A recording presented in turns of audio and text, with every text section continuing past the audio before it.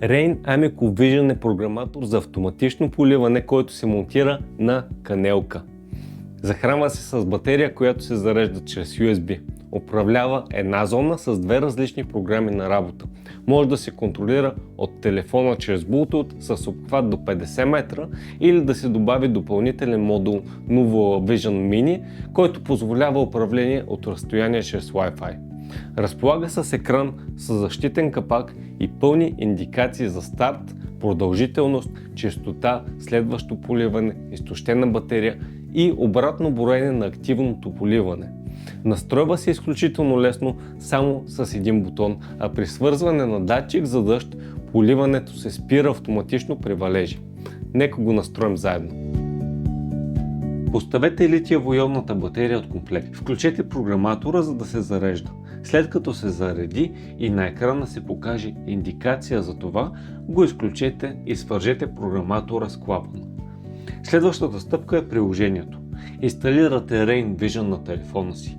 Може да използвате QR кода на програматора, за да го намерите лесно.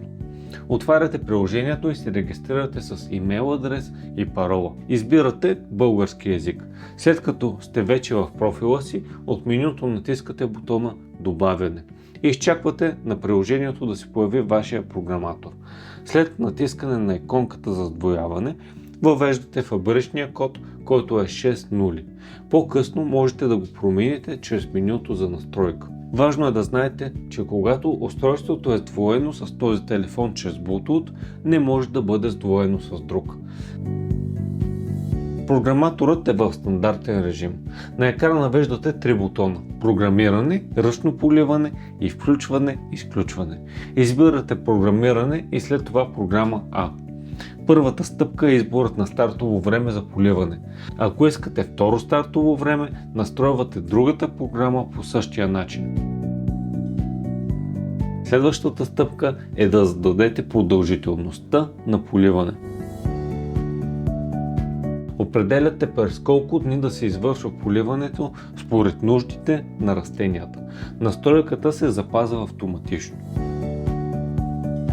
Ако искате да използвате ръчен режим, имате два варианта. През приложението избирате ръчно поливане или чрез бутона на програматора, като го задържите за няколко секунди. От тук можете да стартирате поливането по всяко време, независимо от зададените програми.